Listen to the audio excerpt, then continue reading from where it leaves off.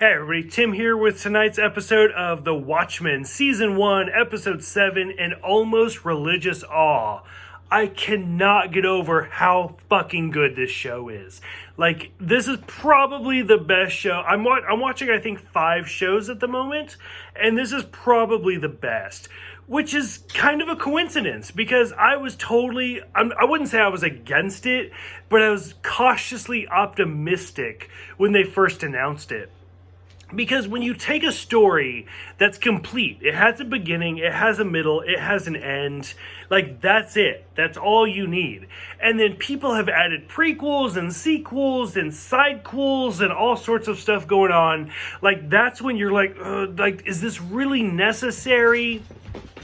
And like I hate to be like Alan Moore, the creator of The Watchmen, who is completely against any sort of remakes against his stories. But he, like I said, he's completely against it. So, I don't know. I feel like I'm more cautiously optimistic than he is because he's completely written against everything. When I first started this show, I was like, I don't know. It takes place in the present, so it could be completely different. I know there were a few comic books that were actually like prequels to the story. I haven't actually read those, I'll be honest with you. They are on my wish list, so maybe someday, Amazon, I will read them. But I don't know, they haven't been something I've seeked out. So for this show, super cautious optimistic. You guys saw my last review, I freaked out when, by the way, spoiler alert, from now on, nothing but spoilers for this episode. My last review for this episode where we realized that Angela's grandfather is the hooded justice, I freaked out because it was so good and it fit so perfectly that this episode just continued that freak out. I cannot get over. My husband was sitting in the other room while I was watching this. I was screaming nonstop throughout this episode because it was that good. Staring at me right now because it was that good. Now, usual review, working my way from the top to the bottom. The opening scene of the Dr. Manhattan documentary, which again, my husband was in the other room the entire time I was watching this, was are you watching National Geographic? No, I'm watching The Watchmen, and the whole TV show in a TV show is nothing new. Go back to the original Watchmen graphic novel, and they have a comic book inside the comic book. It makes sense. We've seen the whole Minutemen throughout this season, and now we have a Dr. Manhattan documentary throughout this episode. It makes sense, it fits, it's great. So most of the opening scene is Angela being a young kid, she finds the Sister Night video in the store. I don't know if that's a real video or not. I didn't actually look it up, but it would be kind of interesting if it was. The Dr. Manhattan poster in the background, which is actually oh fuck, I forgot who the artist name was. I'm sorry, I really apologize because I've even met him. I have his autograph. But the actual artist for the Watchmen comic book is sitting in the background of the Dr. Manhattan. So that's great. We see Angela's parents getting killed. It's really sad. Lori going to talk to Senator Joe, or she talks to Judd's wife about Senator Joe and how he's going to be president. That's small potatoes. I was like, oh my God, this is great. And she activates the trap door for the bottom part. The Rorschach test, where she's the card on the left or the card on the right. I was answering it as she was going. I almost wanted to actually see what her opinion was on my answers, just because I was that interested. I was that invested in her opinion. So the scene transition from where we see Angela and the eyes and they transfer into the roof of the church was mind-blowing. Granted, I've had a drink or two. It was such a good transition into the courtroom where Adrian is being judged, and they're this is day 365. So he's already been in court for a year. Like, that seems a little over the top. And they're like, this is Adrian Veidt, like, a.k.a. Ozymandias, a.k.a.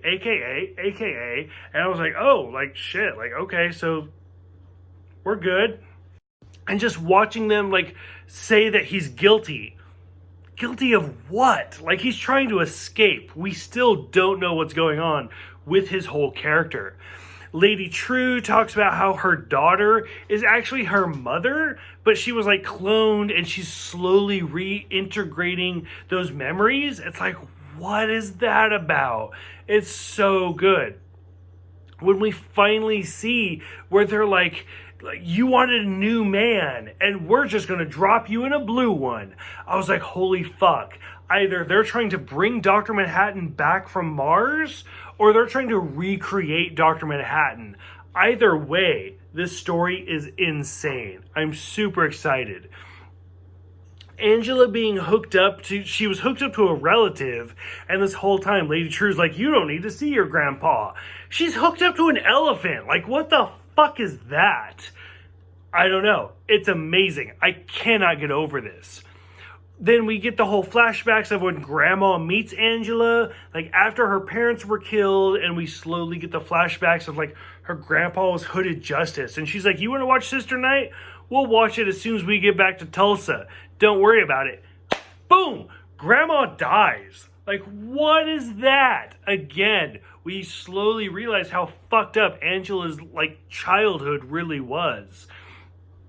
As soon as like Angela goes to the booth, or she goes to the blue globe and she starts touching it, I was like, oh my god, it's the Manhattan booth, and we're gonna see Laurie telling her joke to Dr. Manhattan. Of course we do. And like, of course Lady True's like, oh yeah, I have thousands of these Manhattan booths everywhere because people like to pray to someone who's not gonna answer. I was like, I can't understand this. This is so amazing. Like, it's so good. Finally, we get to Lady True revealing the truth where, like, Dr. Manhattan isn't even on Mars. He's on Earth pretending to be human here in Tulsa. I was like, it's Cal. It has to be Cal because that's the only person that makes sense. They never had kids. Like, he's always been that standoffish character. I can't even. Like, this show is so good.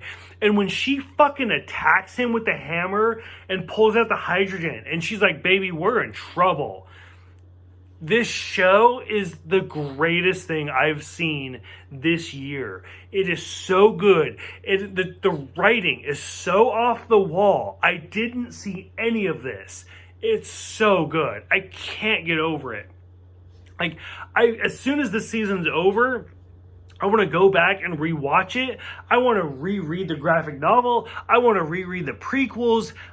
I am so into the Watchmen at this point. It is so good. Like, as soon as she pulled out the Watchmen, or as soon as she pulled out the hydrogen, like the atom, like that Dr. Manhattan had on his forehead, I freaked the fuck out. It's so good. I can't even. And there's only 2 episodes left.